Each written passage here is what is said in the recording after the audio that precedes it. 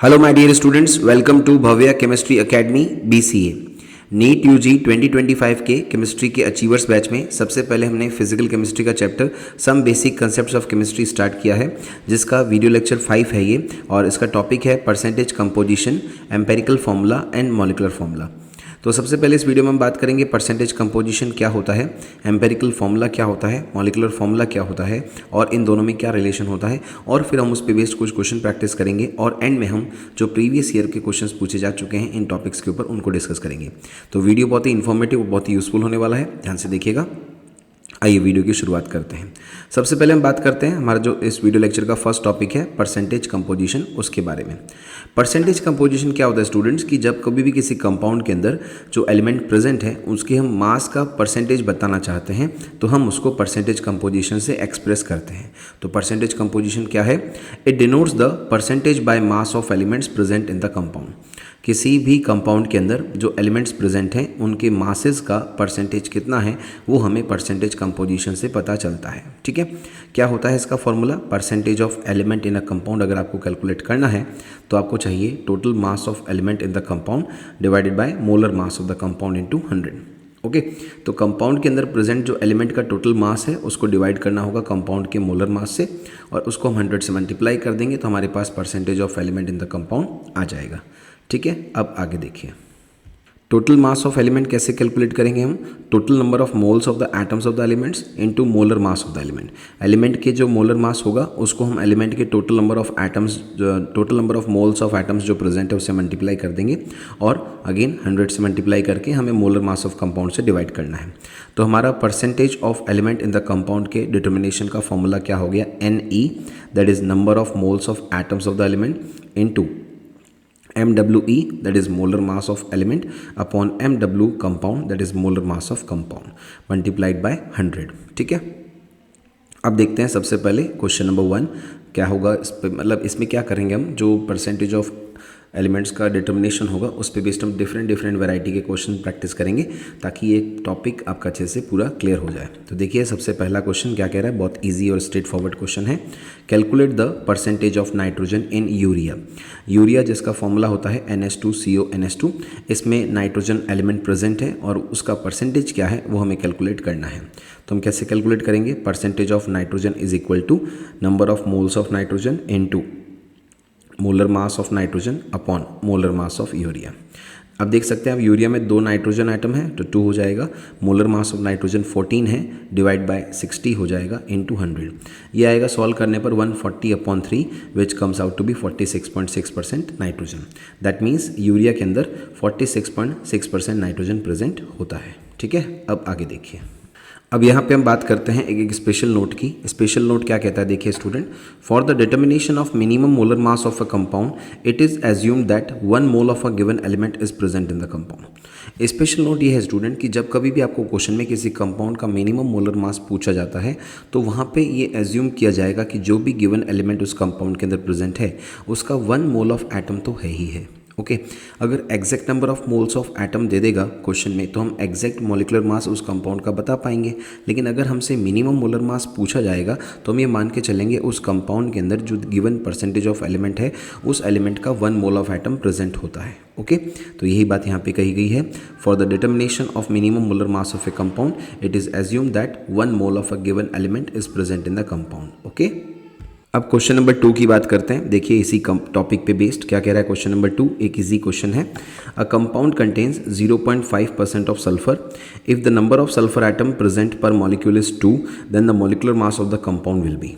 जैसा कि क्वेश्चन में कहा गया कि आपके पास सल्फर का 0.5% प्रेजेंट है किसी कंपाउंड के अंदर, और उस कंपाउंड के पर मॉलिक्यूल में 2 सल्फर एटम्स प्रेजेंट होते हैं, तो आपको बताना है कंपाउंड का मॉलिक्यूलर मास क्या होगा। आपके पास ऑप्शन है A 1600, B 12800, C 6400 and D 3200। कैसे करेंगे इसको, देखिए ध्यान से। इस क्वेश्चन का सही आंसर है B, जिसका मतलब है कि 12800 उस कंपाउंड का मोलर मास है। कैसे आया उसको देखते हैं। तो सबसे पहले हमारा फॉर्मूला पुटअप करेंगे। परसेंटेज ऑफ सल्फर वो हो जाएगा number of moles of sulphur into molar mass of sulphur divided by molar mass of compound into 100। Percentage of sulphur हमारे पास दे रखा है 0.5, number of moles of sulphur 2 है, सल्फर का molar मास 32 होता है और कंपाउंड का मोलर मास हमको डिटरमाइन करना है मल्टीप्लाई बाय 100। तो मोलर मास आ जाएगा 6400 अपॉन 0.5 दैट इज 12,800। ओके, अब इसी तरह एक और डिफरेंट क्वेश्चन हम प्रैक्टिस करते हैं। क्वेश्चन नंबर 3 क्या कह रहा है देखिए, caffeine has a molecular mass of 194, it contains 28.9% by mass of nitrogen, then the number of nitrogen atom present in one molecule of it is. Caffeine है एक कंपाउंड है जिसका मोलर मास से दे रखा है 194 उस कंपाउंड का, उसके अंदर 28.9% बाय मास नाइट्रोजन प्रेजेंट है। तो आपको बताना है उसके वन मॉलिक्यूल में कितने नाइट्रोजन के एटम प्रेजेंट है। आपके ऑप्शंस हैं 2, 3, 4 एंड 5। अब देखते हैं इस क्वेश्चन का सही आंसर क्या है और उसका सही एक्सप्लेनेशन क्या है। इस क्वेश्चन का सही आंसर है 3, यानी कि जो number of nitrogen atom present है वो है 4। कैसे आया, फॉर्मूले से देखते हैं। परसेंटेज ऑफ नाइट्रोजन क्या लिखेंगे हम, number of moles of nitrogen into molar mass of nitrogen divided by molar mass of caffeine into 100। जैसा कि क्वेश्चन में दिया गया है 28.9% नाइट्रोजन प्रेजेंट है। नाइट्रोजन के कितने मोल्स हैं ये हमें कैलकुलेट करना है। नाइट्रोजन का मोलर मास 14 होता है और कैफीन का मोलर मास 194 है, multiply by 100। Number of moles of nitrogen क्या हो जाएगा, 28.9 into 194 divided by 14 into 100 that comes out to be 4। ठीक है, तो उस कैफीन जो कंपाउंड आपको दे रखा है उसमें number of moles of nitrogen 4 present होते हैं। ठीक है, अब आगे देखिए question number 4। Haemoglobin contains 0.33% of iron. Haemoglobin में 0.33% आयरन प्रेजेंट होता है।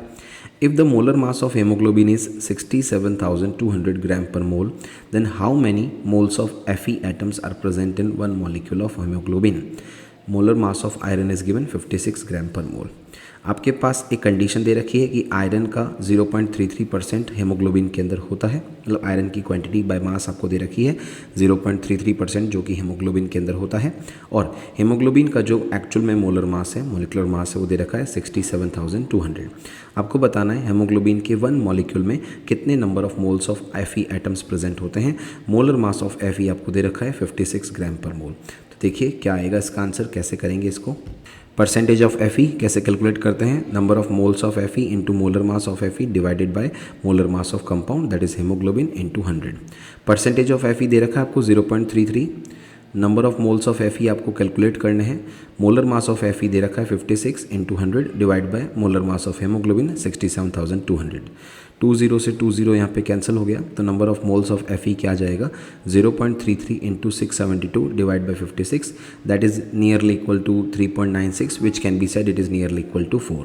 तो हेमोग्लोबिन के वन मॉलिक्यूल में 4 Fe के एटम्स प्रेजेंट होते हैं। ठीक है, अब देखिए क्वेश्चन नंबर 5। जैसा कि आपको मैंने स्पेशल नोट में सिखा रखा है कि जब कभी भी मिनिमम मोलर मास कैलकुलेट करना हो तो आपको एज्यूम करके चलना है कि उस कंपाउंड में दिए गए एलिमेंट का 1 मोल प्रेजेंट होता है, तब ऐसे क्वेश्चंस आप इजीली कर पाएंगे। और उसके लिए एक प्रैक्टिस क्वेश्चन आपके सामने क्वेश्चन नंबर 5 के फॉर्म में दे रखा है। तो देखिए क्या कह रहा है question number 5, an organic compound have 0.032% of sulphur, then what will be the minimum molar mass of the organic compound. Organic compound का मिनिमम मोलर मास क्या होगा यदि उस कंपाउंड में 0.032% ऑफ सल्फर प्रेजेंट होता है। कैसे करेंगे इसको, कैसे सॉल्व करेंगे इसको। Percentage of sulphur is equal to number of moles of sulphur into molar mass of sulphur divided by molar mass of organic compound into 100। Percentage of sulphur question में दे रखा है 0.032। जैसा कि हमने मान लिया सल्फर का 1 मोल प्रेजेंट है और सल्फर का 1 मोल का जो मोलर मास है वो है 32 और molar mass of organic compound हमको डिटरमाइन करना है। So 0.032 is equal to 1 into 32 into 100 upon molar mass of organic compound. Okay, तो molar mass of organic compound क्या आ जाएगा 32 into 100 upon 0.032 into 1000 that is 1 into 10⁵ gram per mole. Okay, तो ये जो 1 इंटू 10⁵ ग्राम पर मोल आया है students, ये उस कंपाउंड का मिनिमम मोलर मास होता है। ठीक है, जिसके लिए हमने 1 मोल ऑफ सल्फर एज्यूम किया है और 32 उसका मोलर मास है। ओके, अब हम बात करते हैं इस वीडियो लेक्चर के नेक्स्ट टॉपिक की, जिसका नाम है empirical formula and molecular formula. सबसे पहले समझते हैं दोनों होते क्या हैं। तो जब हम बात करते हैं एम्पेरिकल फॉर्मूला की, तो किसी भी कंपाउंड का वो फॉर्मूला जो उसमें प्रेजेंट एलिमेंट्स के सिंपलेस्ट रेशियो को बताता है। अगर किसी फॉर्मूले के अंदर एलिमेंट्स के एटम्स के सिंपल रेशियो दिखाई देते हैं तो वो उस कंपाउंड का एम्पेरिकल फॉर्मूला कहा जाता है। इसे simplest formula of the compound भी कहते हैं। तो देखिए ध्यान से, एम्पेरिकल फॉर्मूला क्या है? It is the formula of a compound which shows the simplest ratio of atoms of the element present in the compound.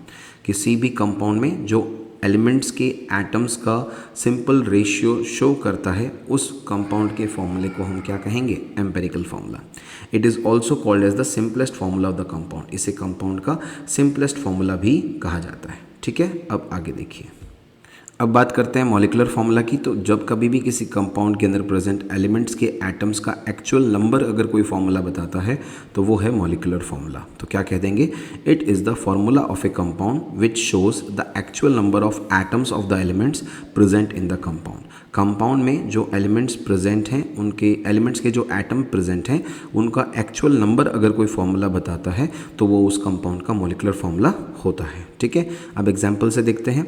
जैसे ग्लूकोज आपने लिया, तो ग्लूकोज का जो मॉलिकुलर फॉर्मूला है वो है C6H12O6, जबकि ग्लूकोज का एम्पेरिकल फॉर्मूला है वो है CH2O। एम्पेरिकल फॉर्मूला ग्लूकोज का ये बताता है कि ग्लूकोज के अंदर प्रेजेंट जो कार्बन, हाइड्रोजन और ऑक्सीजन एटम है, उनका सिंपल रेशियो है 1, 2 and 1। जबकि मॉलिकुलर फॉर्मूला ये बताता है कि ग्लूकोज के 1 मॉलिक्यूल में कार्बन के 6 एटम्स, हाइड्रोजन के 12 एटम और ऑक्सीजन के 6 एटम प्रेजेंट होते हैं। इसी तरह बात करें सेकेंड एग्जाम्पल में बेंजीन की। बेंजीन का मॉलिकुलर फॉर्मूला होता है C6H6, जबकि बेंजीन का एम्पेरिकल फॉर्मूला होता है CH। ठीक है, अब जो आपने कंपाउंड के दोनों फॉर्मूले देखे, मॉलिकुलर फॉर्मूला और एम्पेरिकल फॉर्मूला, इनमें क्या रिलेशन होता है उसकी बात करते हैं। तो देखिए, relation between molecular formula and empirical formula of a compound क्या हो जाएगा?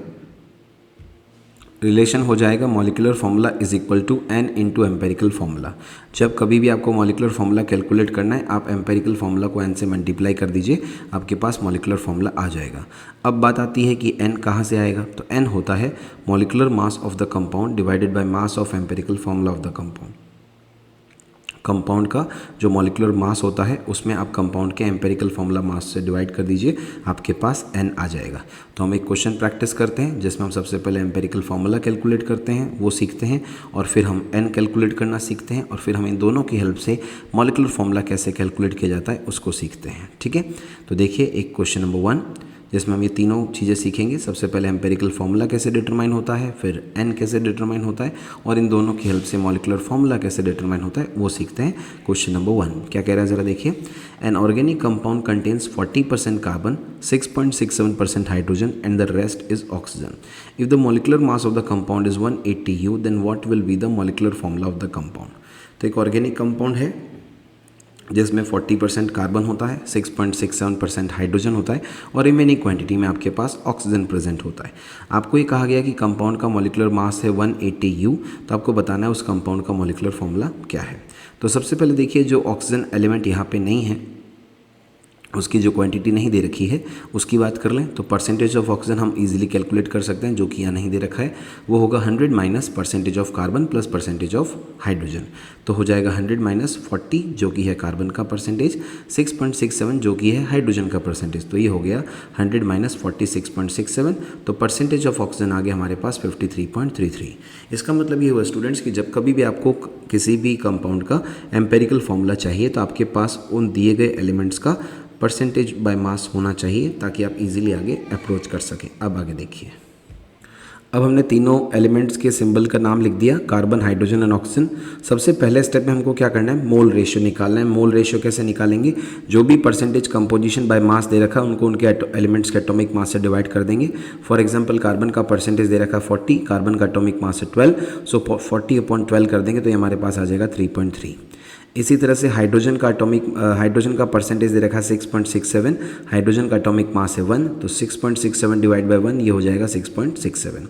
इसी तरह से ऑक्सीजन का परसेंटेज जो हमने अभी ऊपर कैलकुलेट किया 53.33, उसको 16 से डिवाइड कर देंगे तो ये आ जाएगा 3.33। ठीक है, अब हमें क्या करना है, जो सबसे लीस्ट रेशियो है उसको सबसे डिवाइड करना है, क्योंकि हमें सिंपलेस्ट मोल रेशियो निकालना है। तो सिंपलेस्ट मोल रेशियो निकालने के लिए आपने क्या किया, 3.3 को 3.3 से डिवाइड किया, ये 1 आ गया, 6.6 को 3.3 से डिवाइड किया, ये 2 आ गया, और 3.3 को 3.3 से डिवाइड किया, ये 1 आ गया। तो इस तरह से हमारे पास empirical formula of the compound क्या आ गया, C1H2O1, दैट इज CH2O। अब हम कैलकुलेट करेंगे मास ऑफ एम्पेरिकल फॉर्मूला, तो वो हो जाएगा 12 जो कि कार्बन का मास है, 2 जो कि 2 हाइड्रोजन एटम का मास है, और 16 जो ऑक्सीजन का मास है। तो ये आ गया आपके पास 30U। तो n क्या आ जाएगा हमारे पास 180U divide by 30U that is equal to 6। ठीक है, तो अब हमारे पास मॉलिकुलर फार्मूला क्या आएगा, n into empirical formula, molecular formula हो जाएगा 6 इंटू CH2O। तो ये आ गया हमारे पास C6H12O6 जो कि दिए गए कंपाउंड का मॉलिकुलर फार्मूला होता है। ठीक है, अब आगे देखिए।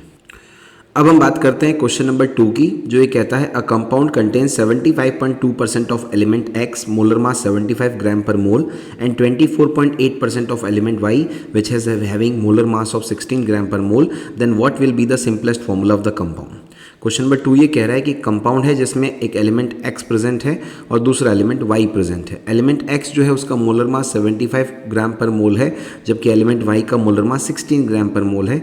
एलिमेंट x की क्वांटिटी है 75.2%, जबकि एलिमेंट y की क्वांटिटी है 24.8%, और आपको बताना है कंपाउंड का सिंपलेस्ट फॉर्मूला यानी कि एम्पेरिकल फॉर्मूला क्या होता है। तो देखिए कैसे करेंगे। सबसे पहले आप लिखेंगे एलिमेंट x और y, x का परसेंटेज कंपोजिशन है 75.2, उसके एटॉमिक मास 75 से डिवाइड कर देंगे तो ये नियरली इक्वल टू 1 आ जाएगा। इसी तरह से जो एलिमेंट y है उसका परसेंटेज कंपोजिशन है 24.8, उसको 16 से डिवाइड करेंगे तो ये 1.5 आ जाएगा। यहाँ पे स्टूडेंट्स ये ध्यान देना है कि जब भी आपके पास सिंपलेस्ट रेशियो 0.5 के फॉर्म में आता है तो आप दोनों नंबर को x और y के या जो भी एलिमेंट्स यहाँ पे प्रेजेंट है उन सभी के नंबर को 2 से मल्टीप्लाई कर देंगे ताकि ये 0.5 नेक्स्ट नंबर में कन्वर्ट हो जाए। ओके, सो 1 को भी आपने 2 से मल्टीप्लाई करना है और 1.5 को भी 2 से मल्टीप्लाई करना है। 1 को मल्टीप्लाई करने पर ही हो गया 2, जबकि 1.5 को मल्टीप्लाई करने पर हो गया 3। तो उस कंपाउंड का यानी जो दिया गया कंपाउंड है उसका एम्पेरिकल फॉर्मूला आएगा X2Y3। ओके, इसी तरह से अब देखते हैं नेक्स्ट क्वेश्चन नंबर 3। एक डिफरेंट क्वेश्चन प्रैक्टिस करते हैं फॉर्मूले पे ताकि हमको समझ में आए कि एम्पेरिकल फॉर्मूला कैसे करते हैं। तो देखिए question number 3, a compound contains 50% of element x, molar mass 10 gram per mole and 50% of element y. एक कंपाउंड है जिसमें एलिमेंट एक्स है 50% जिसका मोलर मास है 10 ग्राम पर मोल और 50% एलिमेंट वाई है जिसका मोलर मास है 20 ग्राम पर मोल। देखिए ध्यान से, जो एलिमेंट वाई है वो है 20 ग्राम पर मोल। तो आपको बताना है कंपाउंड का सिंपलेस्ट फॉर्मूला क्या होगा। तो कंपाउंड का सिंपलेस्ट फॉर्मूला कैसे कैलकुलेट करेंगे। एक्स और वाई दो एलिमेंट है, एक्स है परसेंटेज कंपोजिशन 50, एटॉमिक मास है 10 तो ये आ गया 5, वाई है परसेंटेज कंपोजिशन 50, एटॉमिक मास है 20 तो ये आ गया 2.5। तो क्या करेंगे, 5 को 2.5 से डिवाइड करेंगे, 2.5 को 2.5 से डिवाइड करेंगे, 5 2.5 का डबल है तो x आ जाएगा 2, जबकि y के लिए 2.5 को 2.5 से डिवाइड किया तो ये आ गया 1। तो एम्पेरिकल फॉर्मूला उस कंपाउंड का आया X2Y दैट इज 2:1। ठीक है, अब आते हैं डिफरेंट क्वेश्चन प्रैक्टिस करते हैं कंसेप्ट के ऊपर ताकि हमारा कंसेप्ट और अच्छे से क्लियर हो जाए। क्वेश्चन नंबर 4 क्या कह रहा है, the empirical formula of N organic compound containing carbon and hydrogen is CH2. The mass of 1 liter of organic gas is exactly equal to the mass of 1 liter of N2. Therefore, what will be the molecular formula of the organic gas? तो एक organic compound है जिसमें आपको empirical formula दे रखा है, carbon और hydrogen element है उसमें और उसका एम्पेरिकल फॉर्मूला है CH2। अब इसके लिए कंडीशन दे रखी है स्टूडेंट्स कि जो कंपाउंड है ऑर्गेनिक कंपाउंड ऑर्गेनिक गैस है उसके 1 लीटर का जो मास होता है वो एग्जैक्टली 1 लीटर ऑफ नाइट्रोजन के मास के इक्वल होता है। तो आपको बताना है उस ऑर्गेनिक कंपाउंड का मॉलिकुलर फॉर्मूला क्या है। कैसे करेंगे इसको देखिए ध्यान से। देखिए इसका सॉल्यूशन कैसे करेंगे इसको। मास ऑफ एम्पेरिकल फॉर्मूला CH2 दे रखा है और उसका मास कैसे आएगा 12 + 2। एम्पेरिकल फॉर्मूला दे रखा है CH2, उसका मास हमें कैलकुलेट करना है तो 12 + 2 दैट इज 14U। अब हमें कंडीशन दे रखी है mass of 1 litre of nitrogen is equal to mass of 1 litre of organic gas. क्योंकि प्रेशर टेम्परेचर और वॉल्यूम सेम है तो ऐसा कहा जा सकता है कि जो मॉलिकुलर मास होगा ऑर्गेनिक गैस का वो भी सेम होगा। तो हम क्या कह देंगे, और क्योंकि नाइट्रोजन का मास हमें पता है 28 तो ऑर्गेनिक गैस जो है ऑर्गेनिक कंपाउंड जो उसका मॉलिकुलर मास भी कितना आ जाएगा 28 ग्राम। ठीक है, अब N कैसे कैलकुलेट करेंगे। N कैलकुलेट करने के हमको molecular mass of organic gas को mass of empirical formula of organic gas से डिवाइड करना होगा। Molecular mass of organic gas है 28 जबकि उस गैस का एम्पेरिकल फॉर्मूला का मास है 14, 28/14 आ गया 2। मॉलिकुलर फॉर्मूला क्या होता है N into empirical formula that is 2 into CH2, ये आ गया C2H4। ठीक है, अब हम बात करते हैं नेक्स्ट क्वेश्चन नंबर 5 की। क्वेश्चन नंबर 5 क्या कह रहा है देखिए ध्यान से। The empirical formula of a compound is CH2O। एक कंपाउंड है जिसका एम्पेरिकल फॉर्मूला है CH2O। आपको एक कंडीशन दे रखी है कि 0.5 mole of this compound contain 1 gram hydrogen. उस कंपाउंड के 0.25 मोल में 1 ग्राम हाइड्रोजन प्रेजेंट है। तो आपको उस कंपाउंड के लिए डिटरमाइन करना है। देखिए ध्यान से, हमको डिटरमाइन करना है molecular formula of the compound. कैसे करेंगे देखिए, गिवन 0.25 मोल ऑफ कंपाउंड है 1 ग्राम हाइड्रोजन। आपको दे रखा है कि 1 ग्राम हाइड्रोजन प्रेजेंट है कंपाउंड के 0.25 मोल के अंदर। तो 1 मोल ऑफ कंपाउंड में कितना ग्राम हाइड्रोजन हो जाएगा, वहाँ से हम moles of hydrogen atom calculate कर लेंगे। सो 1 मोल ऑफ कंपाउंड है 4 ग्राम हाइड्रोजन और 4 मोल्स ऑफ हाइड्रोजन एटम्स। ठीक है, अब जैसा कि एम्पेरिकल फॉर्मूला है उससे पता चल रहा है साफ साफ हमको CH2O एम्पेरिकल फॉर्मूला कंपाउंड का दे रखा है क्वेश्चन में। तो वहाँ से पता चल रहा है कि जो कार्बन के नंबर ऑफ एटम्स हैं, हाइड्रोजन के नंबर ऑफ एटम्स हैं और ऑक्सीजन के नंबर ऑफ एटम्स हैं, उनका रेशियो कितना हो गया 1:2:1। ठीक है, और हमने अभी ऊपर कैलकुलेट कर लिया कि हाइड्रोजन का 4 मोल्स प्रेजेंट हैं कंपाउंड के 1 मोल में। तो जितना हाइड्रोजन के मोल्स हैं उसके आधे मोल्स कार्बन और ऑक्सीजन के होते हैं उस कंपाउंड में। तो अगर हाइड्रोजन के नंबर ऑफ मोल्स 4 हैं तो कार्बन और ऑक्सीजन के नंबर ऑफ मोल्स आ गए 2. Okay, so 1 mole of compound has 2 moles of carbon and 2 moles of oxygen. जैसा हमने कैलकुलेट कर लिया, तो अब मॉलिक्यूलर फॉर्मूला कंपाउंड का क्या आ जाएगा, जिसमें कार्बन एटम्स 2 हैं, हाइड्रोजन एटम्स 4 हैं और कार्बन एटम्स 2 हैं, दैट इज C2H4O2। ठीक है, अब आगे देखिए। अब बात करते हैं क्वेश्चन नंबर 6 की। क्वेश्चन नंबर 6 क्या कह रहा है, a compound contains 254 gram iodine, molar mass 127 and 80 gram oxygen, molar mass 16, then what will be the formula of the compound. तो एक कंपाउंड है जिसके अंदर आयोडीन 254 ग्राम प्रेजेंट है जिसका मोलर मास 127 होता है और 16 ग्राम ऑक्सीजन प्रेजेंट है जिसका मोलर मास 16 होता है। तो उस कंपाउंड का फॉर्मूला क्या होगा। आपके पास ऑप्शन है IO, I2O, I5O2, I2O5। इस क्वेश्चन का सही आंसर है 4, दैट इज I2O5। कैसे करेंगे, तो हम नंबर ऑफ मोल्स कैलकुलेट करेंगे आयोडीन और ऑक्सीजन की। आयोडीन के नंबर ऑफ मोल्स क्या हो जाएंगे, मास अपॉन मोलर मास, मास है 254, मोलर मास है 127, तो ये आ जाएगा 2 मोल्स। इसी तरह से number of moles of oxygen क्या हो जाएंगे, मास upon molar mass, that is 80/16, तो ये आ गया 5 मोल्स। तो हमारे पास मॉलिक्यूलर फॉर्मूला क्या आ गया, आयोडीन के 2 मोल्स एटम्स हैं और जबकि ऑक्सीजन के 5 मोल एटम हैं। ऐसा आपको दे रखा है क्वेश्चन नंबर 4 में। तो इस क्वेश्चन का सही आंसर हो जाएगा क्वेश्चन नंबर 4। ठीक है, अब आगे देखिए next question number 7, the empirical formula of A gaseous compound. देखना आगे ध्यान से, पूरा क्वेश्चन देखते हैं। Empirical formula of a gaseous compound is CH2. The density of the compound is 125 gram per liter at STP. What is the molecular formula of the compound? The options are C2H4, C3H6, C6H12, C4H8। Compound का empirical formula दे रखा है gases compound का और उस compound की density भी दे रखी है 1.25 ग्राम पर लीटर STP पर। तो आपको बताना है कंपाउंड का मॉलिक्यूलर फॉर्मूला क्या है। इस क्वेश्चन का सही आंसर है फर्स्ट, जो कि है C2H4। कैसे आया आप देखते जरा ध्यान से। मास ऑफ एम्पेरिकल फॉर्मूला, क्वेश्चन में एम्पेरिकल फॉर्मूला जो दे रखा है CH2, उसका मास कितना हो जाएगा 12 + 2 दैट इज 14U।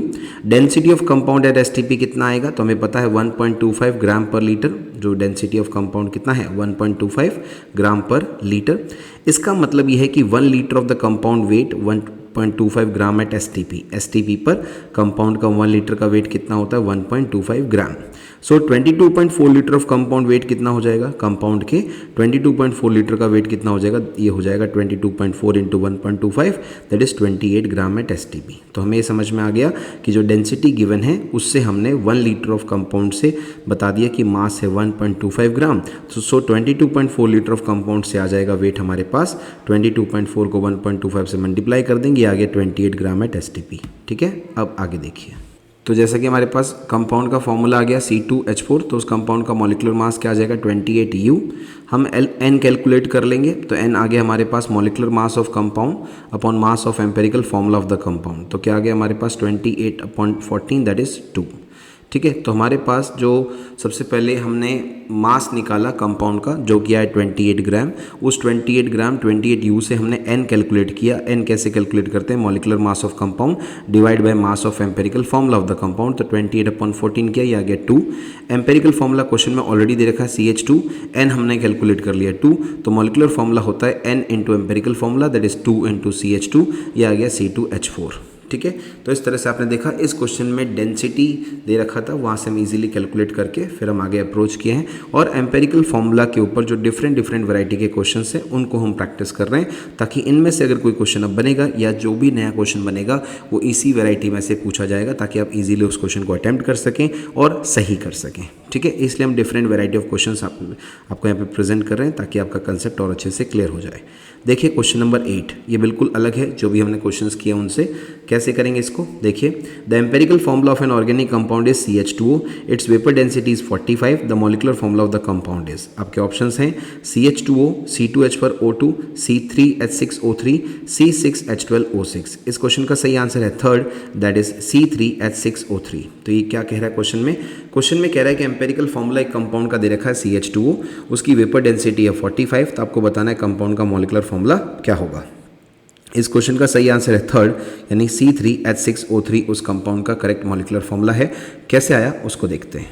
जैसा कि क्वेश्चन में एम्पेरिकल फॉर्मूला दे रखा है कंपाउंड का, वो है CH2O, उसका मास कैसे निकालेंगे, तो देखिए mass of empirical formula that is CH2O of compound कितना आ जाएगा 12 + 2 + 16 that is 30U।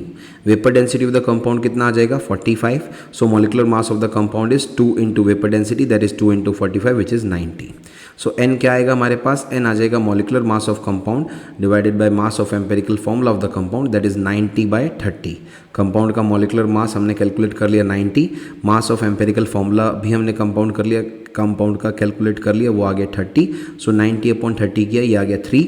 So molecular formula आ गया n × empirical formula which is 3 × CH2O that comes out to be C3H6O3।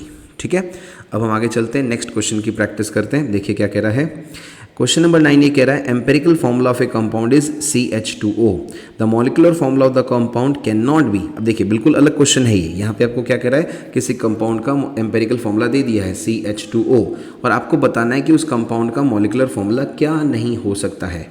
इसके लिए आपके पास ऑप्शन है CH2O, C6H12O6, C12H22O11, CH3COH। ऐसे questions कैसे करते हैं, तो आइए देखिए इसका कंसेप्ट और एक्सप्लेनेशन समझते हैं। इस क्वेश्चन का सही आंसर है थर्ड, दैट इज C12H22O11। अब कैसे आया उसको समझते हैं। तो इस क्वेश्चन को करने का एक ही कंसेप्ट होता है स्टूडेंट्स, आपको ये चेक करना है कि जो कंपाउंड का एम्पेरिकल फॉर्मूला दे रखा है और उसके साथ आपको पूछा गया है कि कौन सा मॉलिक्यूलर फॉर्मूला नहीं हो सकता है, तो एक बात ध्यान रखिए, जहाँ पे n की वैल्यू होल नंबर में आएगी वो सभी उस कंपाउंड के एम्पेरिकल फॉर्मूला हो सकते हैं, सभी उस कंपाउंड के मॉलिक्यूलर फॉर्मूला हो सकते हैं। और जहाँ कहीं पे n की वैल्यू होल नंबर में नहीं आएगी वो उस कंपाउंड का मॉलिक्यूलर फॉर्मूला नहीं हो सकता as per given empirical formula. तो देखिए हमारे पास जो फर्स्ट है वो, अब जैसा कि क्या कहा गया, तो दिया गया कंपाउंड का एम्पेरिकल फॉर्मूला है CH2O, और जो हमारे पास फर्स्ट ऑप्शन है वो CH2O ही है जिसका मास है 30U, तो उसके लिए n हो जाएगा 1, पॉसिबल है।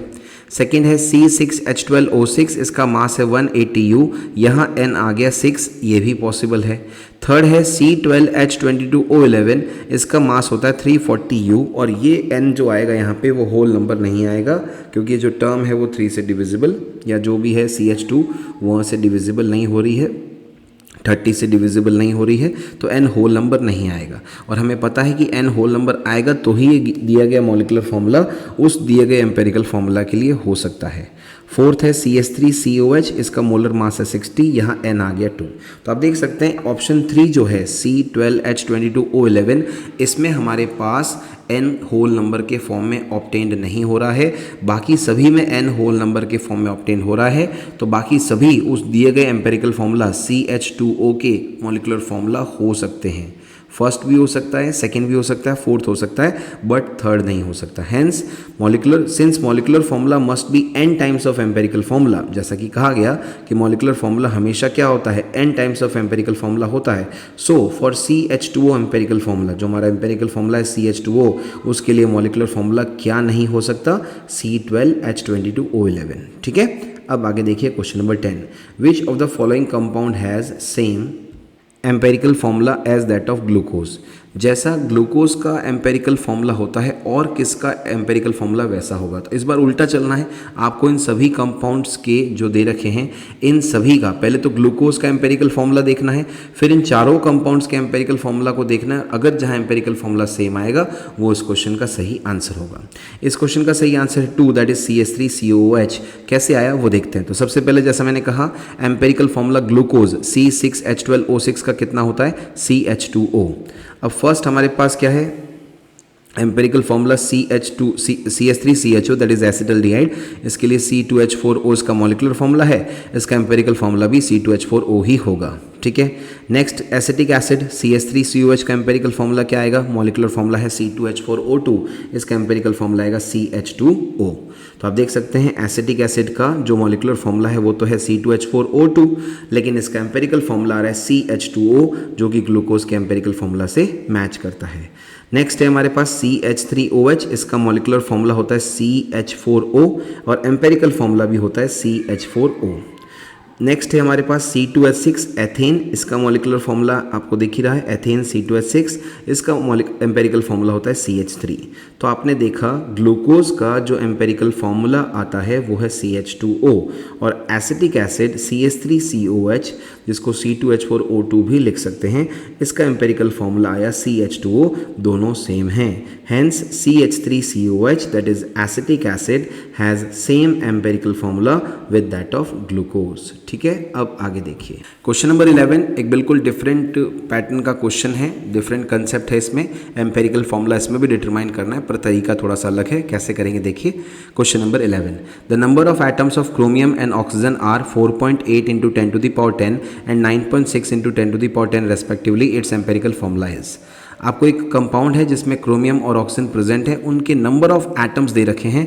क्रोमियम के नंबर ऑफ एटम है 4.8 into 10 to the power 10 और ऑक्सीजन के नंबर ऑफ एटम है 9.6 into 10 to the power 10 और आपको बताना है कंपाउंड का एम्पेरिकल फॉर्मूला क्या होगा। आपके ऑप्शंस हैं Cr2O3, CrO2, Cr2O4, CrO5। इस क्वेश्चन का सही आंसर है सेकंड CrO2। कैसे करेंगे इसको देखिए, हम पहले नंबर ऑफ मोल्स कैलकुलेट करेंगे, नंबर ऑफ मोल्स क्रोमियम के कितने हैं और नंबर ऑफ मोल्स ऑक्सीजन के कितने हैं वो हम कैलकुलेट करेंगे, वो हम रेशियो निकालेंगे। तो क्रोमियम के नंबर ऑफ मोल्स आ जाएंगे number of atoms bye Na और ऑक्सीजन के लिए भी number of atoms bye Na cancel हो जाएगा, 6 into 10 to the power 23, 6 into 10 to the power 23।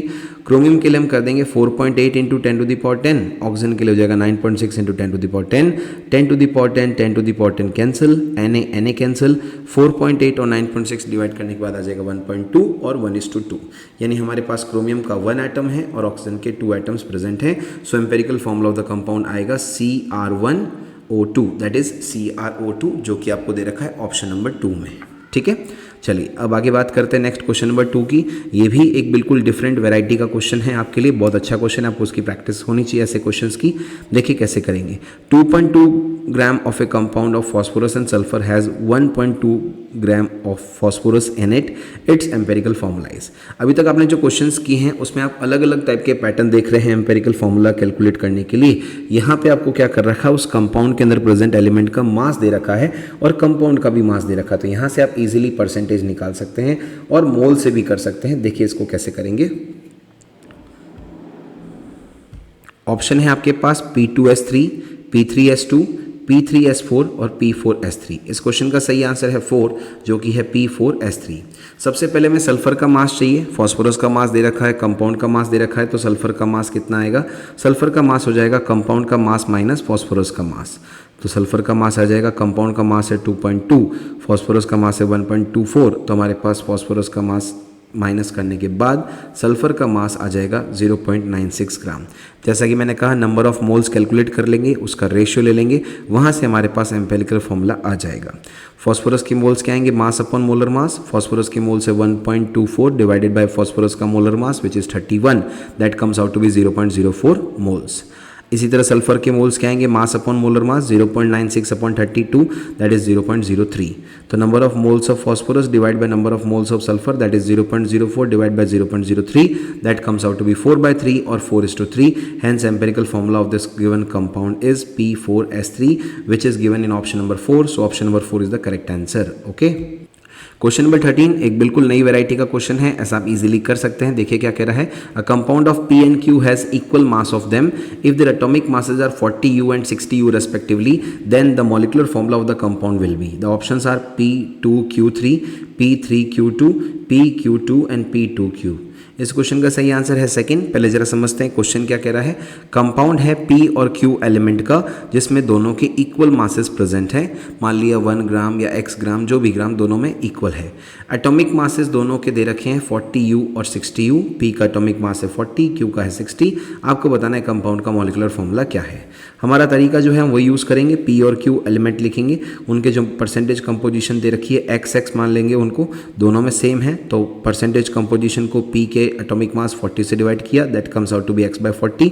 Q के लिए भी जो परसेंटेज कंपोजिशन x है उसको एटॉमिक मास से डिवाइड किया, दैट इज x/60। अब लोएस्ट वैल्यू x/60 है, दोनों से डिवाइड कर देंगे तो x/40, x/60, x/60, x/60। तो सेकंड टर्म तो आ गई हमारे पास 1, फर्स्ट वाली टर्म हमारे पास आ गई 3/2। जैसा कि हमको पता है 3/2 या कभी भी 0.5 के फॉर्म में हमारा आंसर आता है तो हम 2 से मल्टीप्लाई कर देते हैं। सो 3/2 और 1.5 is multiply by 2 and 1 is also multiply by 2। तो P हमारे पास हो गया 3, Q हमारे पास हो गया 2। That is empirical formula of the given compound is P3Q2 और ये आपको दे रखा है ऑप्शन नंबर 2 में P3Q2, इसलिए क्वेश्चन नंबर 13 का सही आंसर हो जाएगा 2।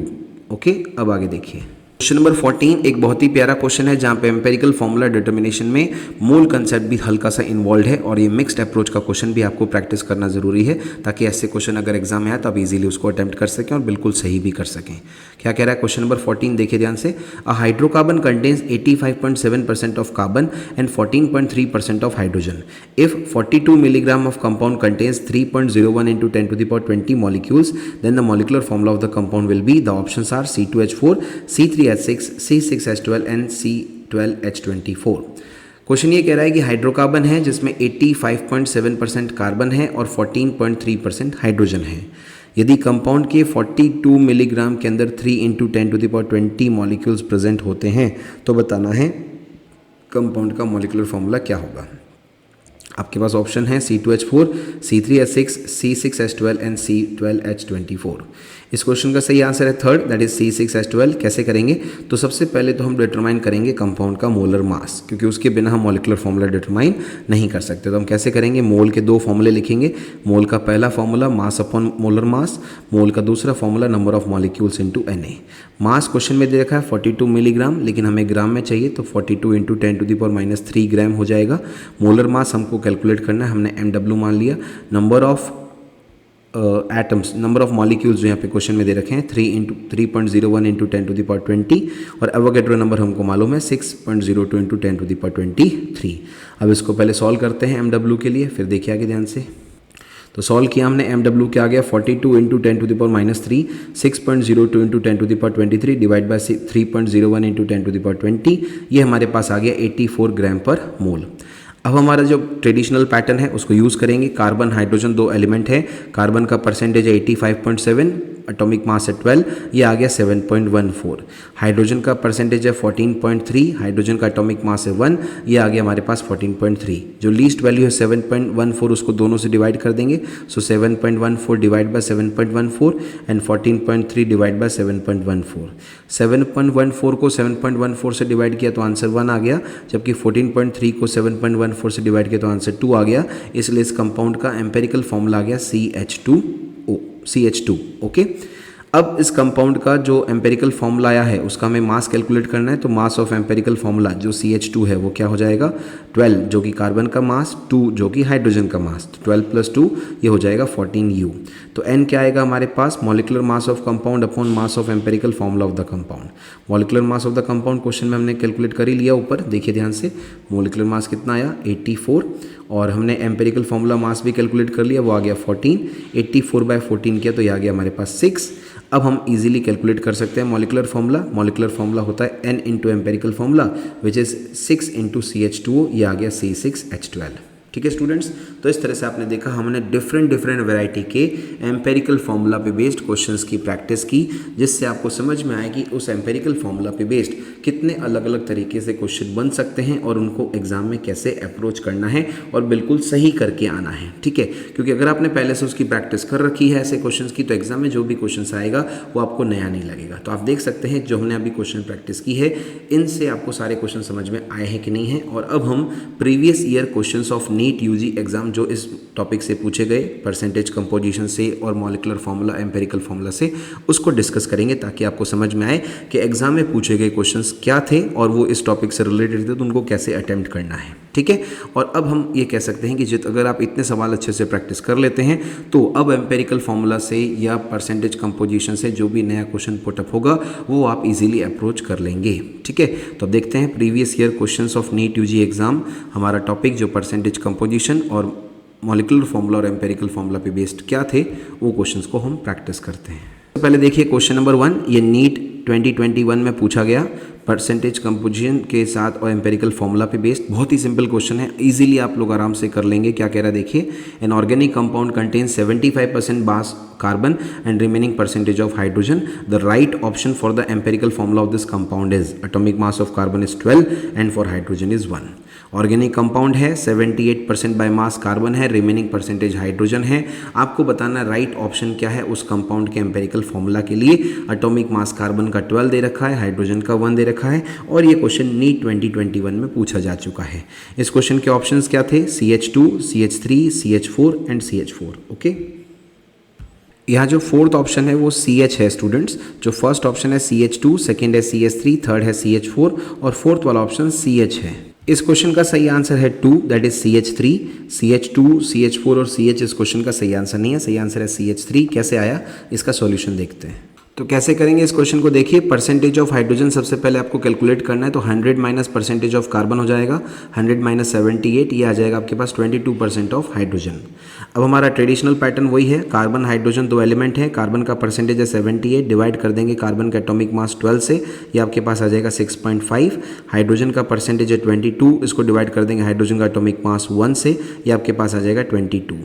6.5 को 6.5 से डिवाइड करेंगे, लीस्ट रेशियो यही है 6.5, तो 6.5 को 6.5 से डिवाइड किया, ये आंसर आ गया 1। 22 को हम 6.5 से डिवाइड करेंगे, आ गया 3.38 और जब इसको राउंडिंग ऑफ कर देंगे तो हो जाएगा 3। तो हमारे पास जो कंपाउंड है उसका मॉलिक्यूलर एम्पेरिकल फार्मूला जो आएगा वो आएगा C1H3 और CH3 और ये आपको दे रखा है ऑप्शन नंबर 2 में। Hence the correct answer of this question is option number 2। Okay, अब आगे देखिए। अब हम बात करते हैं क्वेश्चन नंबर 2 की, जो कि नीट यूजी 2024 में पूछा गया था। बिल्कुल स्टूडेंट्स, इसी साल ये क्वेश्चन पूछा जा चुका है नीट 2024 में और वो एम्पेरिकल फार्मूला पे बेस्ड था। क्या कह रहा है क्वेश्चन देखिए, a compound X contains 32% of A, 20% of B and remaining percentage of C, then the empirical formula of X is. एक कंपाउंड X है जिसके अंदर 32% A है, 20% B है और रिमेनिंग परसेंटेज ऑफ C है। तो आपको बताना है एम्पेरिकल फार्मूला ऑफ X क्या है। आपको दे रखा है atomic masses of A 64, B 40, C 32U। The options are A2BC2, ABC3, AB2C2 and ABC4। ठीक है, अब देखिए आगे ध्यान से। इस क्वेश्चन का सही आंसर है 2, जो कि है ABC3। और ये जो क्वेश्चन है इसको नीट यूजी 2024 में इसको कैसे सॉल्व करेंगे, बहुत इजी, आप समझ पाएंगे इजीली। सबसे पहले परसेंटेज ऑफ सी निकालना है, तो परसेंटेज ऑफ एलिमेंट सी क्या हो जाएगा, 100 minus percentage of A plus percentage of B. Percentage of C is equal to 100 minus 32 plus 20, that is 100 minus 52, that means percentage of C comes out to be 48%। ठीक है, अब आगे देखिए। अब हमारा वही traditional pattern, A B C 3 elements हैं। A का परसेंटेज है 32, डिवाइड कर देंगे एटॉमिक मास 64 से, ये आ जाएगा 1/2। बी का परसेंटेज है 20, उसको डिवाइड कर देंगे बी के एटॉमिक मास 40 से, ये भी आ जाएगा 1.2। और सी जो है उसके परसेंटेज है 48, उसको डिवाइड कर देंगे सी के एटॉमिक मास 32 से। अब आप सभी देख सकते हैं सभी फ्रैक्शनल है, 1/2 के फॉर्म में, अपॉन 2 है तो हम सबको 2 से मल्टीप्लाई कर देंगे, तो क्या हो जाएगा 1/2 into 2 that is 1, 1/2 into 2 that is 1 and 3/2 into 2 that is 3। तो हमारे पास जो ए है उसका एटम आ गया 1, बी के लिए आ गया 1 और सी के लिए आ गया 3। Hence the empirical formula of the compound X is A1 B1 C3 और सिंपली ABC3, और ये आपको दे रखा है ऑप्शन नंबर 2 में। Hence option number 2 is the correct answer. तो स्टूडेंट्स, आपने देखा इस वीडियो लेक्चर में हमने बात की सबसे पहले परसेंटेज कंपोजिशन के बारे में और हमने उस पे बेस्ड कुछ क्वेश्चन प्रैक्टिस किए। फिर हमने बात की एम्पेरिकल फार्मूला और मॉलिक्यूलर फार्मूला के बारे में। फिर हमने उस पर different variety of questions practice किए और फिर हमने एंड में प्रीवियस ईयर नीट यूजी के एग्जाम में जो केमिस्ट्री के टॉपिक एम्पेरिकल फार्मूला से पूछे गए क्वेश्चन है उनको भी देखा। हमने यहाँ पे जो भी समझाया, जो भी क्वेश्चंस प्रैक्टिस कराए, अगर आपको समझ में नहीं आया हो, कोई भी कन्फ्यूजन या डाउट रह गया हो तो आप उसको कमेंट सेक्शन में जरूर मेंशन करें। हम उस पर बेस्ड आपको सेपरेट वीडियो अलग से बना के आपको डाउट क्लियर कर देंगे। और अभी तक आपने हमारे चैनल को सब्सक्राइब नहीं किया है तो सब्सक्राइब कर लीजिए और नीट यूजी की प्रिपरेशन को सिस्टमेटिकली करते रहिए। और जो भी चैनल्स पे आप वीडियो अपलोड होते रहते हैं सीक्वेंस में, जैसे कि आपको बता रखा है कि पहले फिजिकल केमिस्ट्री, फिर ऑर्गेनिक, इनऑर्गेनिक साथ साथ चलता रहेगा। और 31 मार्च से पहले आपके पूरे नीट यूजी 2025 का केमिस्ट्री का सिलेबस कंप्लीट करा दिया जाएगा। तो सारे वीडियो सिस्टमेटिकली देखिए, नोट्स बनाइए।